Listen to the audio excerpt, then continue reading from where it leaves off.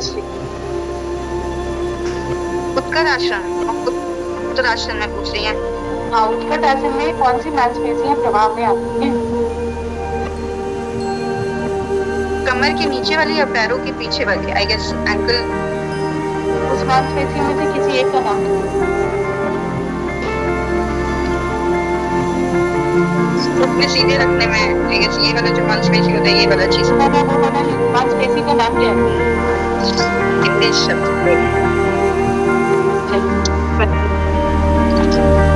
ललिता, त्रिकोणासन कैसे करते हैं?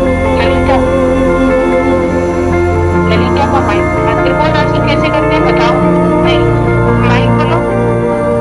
त्रिकोणासन कैसे करते हैं? अपने दोनों हाथ को सीधा करके और पैर फैला के और एक हाथ को ऐसे बाएं साइड में ले जाके ऐसे ऐसे कर सीधा करते हैं। मेनका जी, त्रिकोणासन इनको नहीं करना चाहिए। त्रिकोणासन में जिसको और जिसको सुनने की समस्या, मान लीजिए आगे की तरफ से सुनना है तो सर्वाइकल कैसे बनी आ गया कि आगे की तरफ सुन रहे हैं, साइड में सुन रहे हैं तो आगे की तरफ भी जाते हैं, जिसको सर्वाइकल होगा, घुटने में दर्द होगा, वो त्रिकोणासन नहीं कर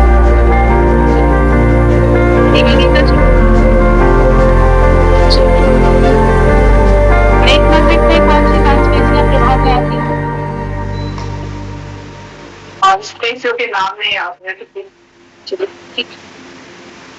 इनको नहीं करना चाहिए। जिसको सर्वाइकल की प्रॉब्लम हो, सर्वाइकल की प्रॉब्लम में और क्या होती है? वर्टिगो की प्रॉब्लम हो या गर्दन पुश नहीं करनी चाहिए। सर्वाइकल की प्रॉब्लम हो जिसको उसको आगे की ओर नहीं झुकनी चाहिए गर्दन। अर्चना जी, अभी कोई नए लोग आ गए हैं क्या?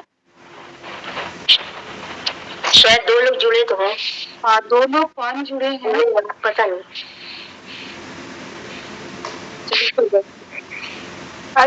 अर्चना जी, स्कंद संचालन कैसे करते हैं? स्कंद संचालन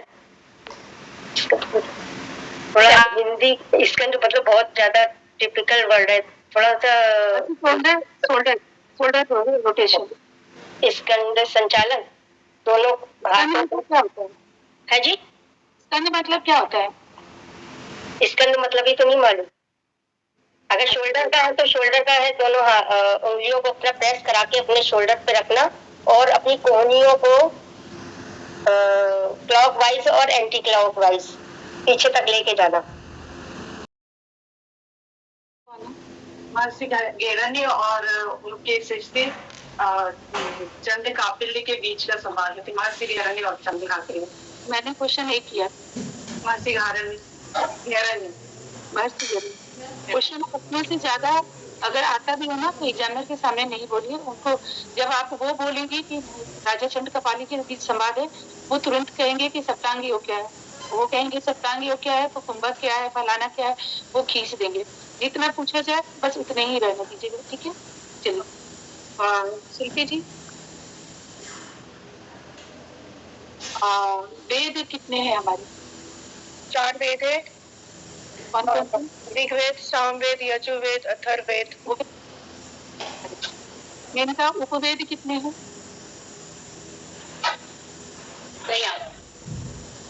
ललिता उपवेद कितने हैं?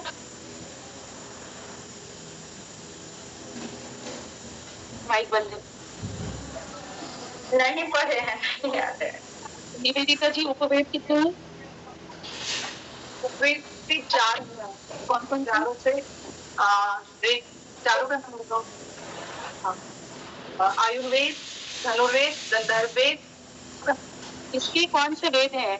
ऋग्वेद के उपवेद से आयुर्वेद, यजुर्वेद से धनुर्वेद, सामवेद से गंधर्ववेद और अथर्ववेद से अर्थशास्त्र। विजय से वेद मैम जो वेद का अर्थ क्या होता है? ऋषि मुनियों के पास जो श्रद्धा पूर्वक बैठ के जिस ज्ञान का हम ज्ञान लेते हैं उसको वेद कह सकते हैं नॉर्मल लैंग्वेज में। वेदिका जी, वेद का अर्थ होता है नहीं एक मिनट, मैं प्रश्न मुख प्रेम है प्रकृति के पास बैठने के। नाम बताएंगे सब आप लोग बोलेंगे। प्रश्न जितना पूछा जाए उतना ही बोलेंगे। अभी नहीं पूछेंगे। निवेदिता जी, सारिका जी, नए लोग नहीं आए ना? नहीं। चलिए, कल्पना जी, उपनिषद का अर्थ क्या होता है? उपनिषद उप और निषद वो पास में बैठकर ज्ञान प्राप्त करना। उपनिषद के अंतर्गत हमारे 16 उपनिषद हैं, जिसमें से कि 10 प्रमुख हैं। ईश, केन, कठ। मेरे प्रश्न का नहीं जवाब दीजिए। बार बार आप लोग से यही रिक्वेस्ट हो रहा है कि प्रश्न जितना आगे पूछा उपनिषद, तो आप बस उपनिषद का अर्थ बताइए। कितने उपनिषद है, क्या है? जैसे आप एग्जामिनर को आगे बोलिएगा, एग्जामिनर को लगेगा कि ये मुझे ओवरलैप कर रही है, वो पूरा पूछना शुरू करेंगे उपनिषद। उसके बाद शांत रहेगा, एग्जामिनर खुद बोलेगा कि उपनिषद का मतलब और आगे कितने उपनिषद है। विजयश्री, उपनिषद, मंडूक्य उपनिषद, मांडूक्य उपनिषद, तैत्तिरीय उपनिषद, ऐतरेय उपनिषद, छंदोग्योत उपनिषद, बृहदारण्यक उपनिषद।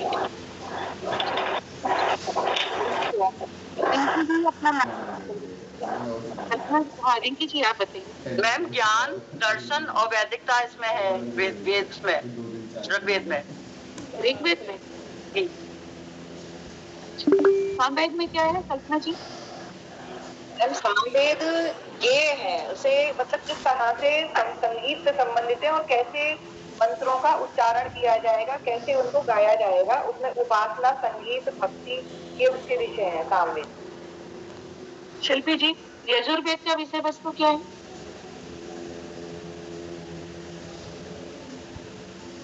शिल्पी जी, शयन विज्ञान, शयन विज्ञान है, मिलिट्री जो वेद का।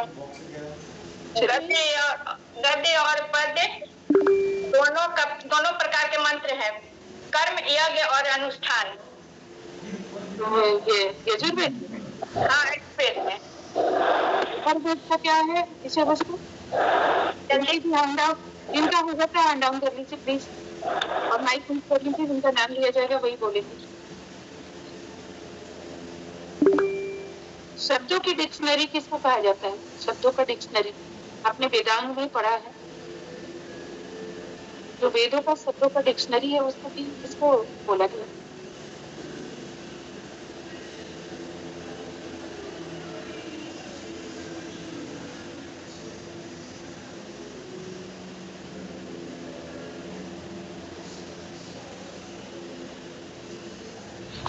अथर्ववेद।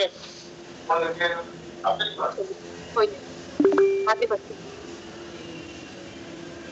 रिंकी जी, अभी आप लेट से आएंगे। रिंकी जी, हाँ बताइए, इनका बताओ आप।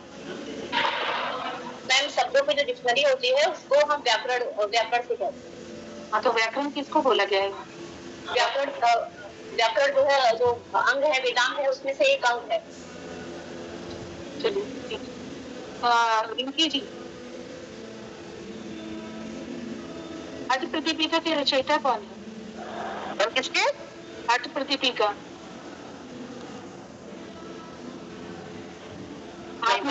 आपने ग्रुप देखा? ग्रुप में सारे पीडीएफ भेजे गए।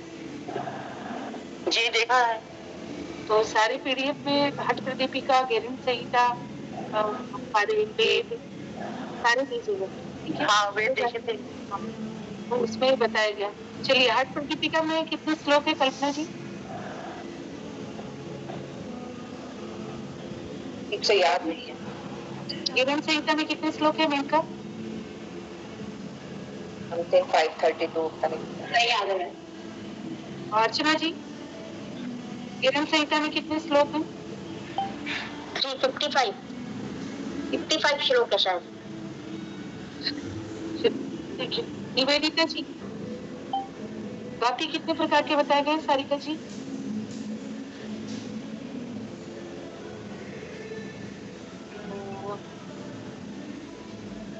आवाज नहीं आ। मैं अब यहाँ समाप्त करती हूँ। अब आप लोगों को बता रही हूँ, जैसे सटकर्म बोला जाए ना, सट मतलब 6, 5 तो कहिए ही नहीं। एग्जामिनर उतना ही दूर तक खुश हो जाएगा कि इनको पता है, फिर हो सकता है आगे पूछे नहीं, धोती बस्ती नहीं थी, त्राटक लौल की कपाल भाती चैतानी, तो ये पूछे भी ना। ठीक है, तो सट का मतलब ये है 6। कुछ कुछ बेसिक याद रखिए। पंचकोश में आप कह दिया 4 कोष होते हैं, नहीं, पंच मतलब 5 कोष। ठीक है ना, तो कुछ ऐसे जो नहीं भी याद आता है तुक्का में ऐसे हम लगा सकते हैं कि पंच मतलब 5 कोष, पंच प्राणी यानी कि 5 प्राणी। ठीक है, और सट मतलब 6 हमारे ये है, सटकर्म है। ठीक है, आप लोग अब अपने तरफ से बताइए कि एक लोग कि किसमें किस पीडीएफ से आप लोगों ने पढ़ा है। कल्पना जी, मैं उससे क्वेश्चन सिर्फ कल्पना जी से करती हूँ। आपकी तैयारी किस पीडीएफ से ज्यादा है? मैम सच बताऊं, मैंने कुछ भी नहीं पढ़ा है, क्योंकि मेरी बेटी के चल रहे हैं एग्जाम और हम लोगों का और भी 2 कोर्स साथ में साइमल्टेनियसली चल रहे हैं, तो मैं 9 घंटे लगातार किसी ना किसी काम में लगी हुई हूँ। तो लेकिन आपका प्रयास अच्छा रहा है, आपने कुछ भी नहीं पढ़ा है, नॉट ए सिंगल वर्ड। नहीं पढ़ा है तभी तो आप लोगों में से कौन बताएगा कि इस पीडीएफ को हमने अच्छे से पढ़ा है, इस टॉपिक को कवर करें। इंडिविजुअल सब लोग अपना अपना बताएं, कोई दिक्कत नहीं है, मैं कॉमन नहीं पूछूंगी, इंडिविजुअल पूछूंगी। मैम मैंने सूक्ष्म व्यायाम पढ़ा है बस, क्योंकि मैं ज्यादा पढ़ नहीं पाई हूँ। चलिए, सूक्ष्म व्यायाम किसका दिया हुआ है? बंदे माइक बंदे, माइक अनम्यूट करिए। महर्षि कार्तिक के द्वारा दिया गया है सूक्ष्म व्यायाम। महर्षि कार्तिक के द्वारा। कार्तिक की कौन थी? कौन थे?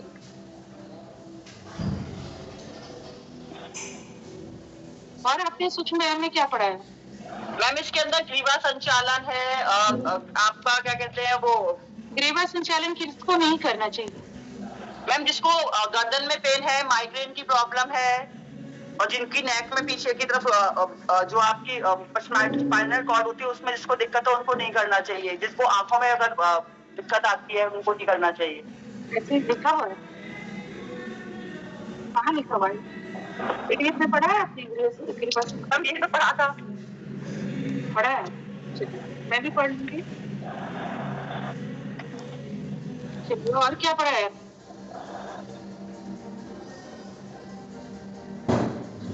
पंचकोश के बारे में किसी ने पढ़ा है? पंचकोश, निवेदिता जी बताइए। तैतरीय उपनिषद से लिया गया है। इसके अनुसार हमारी आत्मा 5 आवरणों से ढकी होती है। सबसे पहले आता है अन्नमय कोश। इसके अनुसार हमारा शरीर अन्न से बना है, अन्न से पोषित होता है। फिर आता है प्राणमय कोश, जिसमें श्वास प्रश्वास की क्रिया को बताया गया है।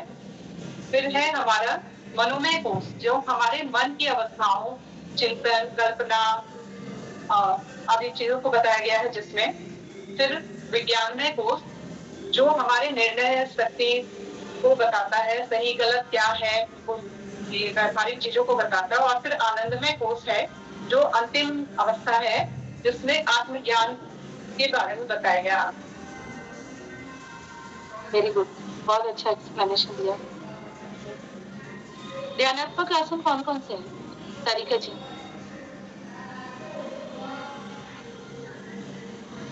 पद्मासन, वज्रासन,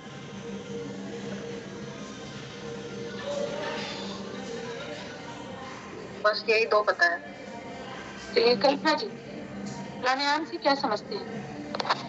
प्राणायाम 2 शब्दों से मिलकर बना है, प्राण और आयाम, यानी प्राणों को आयाम मतलब विस्तार देना। तो प्राणायाम जो हम करते हैं ये हमारे श्वास से संबंधित है, जिसमें कि श्वास की गति को लेना और उसको छोड़ना, इससे हम अपना शुद्धि करते हैं अपने शरीर की।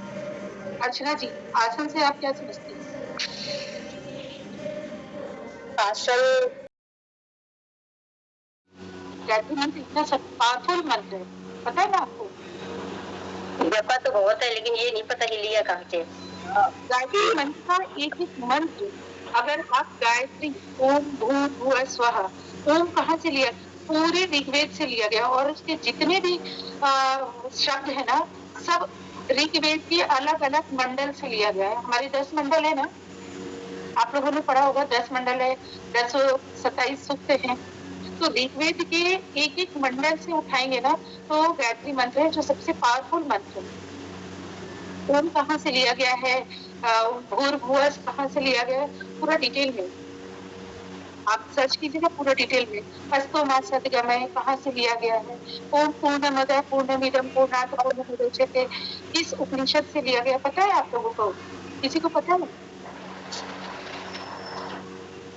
देखिए ये ईशावास्य उपनिषद का शांति मंत्र है, लेकिन लिया कहाँ से गया है, बृहदारण्य के उपनिषद के ब्राह्मण के 5वें मंडल से लिया गया। ठीक है, ओम पूर्णमदः पूर्णमिदं कितना पावरफुल मंत्र है, लेकिन ईशावास्य उपनिषद का शांति मंत्र है। जब हम पढ़ेंगे ईशावास्य उपनिषद, थोड़ा सा उन्होंने पढ़ाया भी था, इसमें ईश्वर की बात की गई है, इसमें 18 मंत्र है। इस एक बार जब आप पढ़ेंगे बताया जाएगा। ईशावास्य उपनिषद हमारा पहला उपनिषद जिसमें 18 मंत्र है, इसका शांति मंत्र है ओम पूर्णमदः पूर्णमिदं पूर्णात् पूर्णमुदच्यते। ठीक है, तो बहुत गहन है।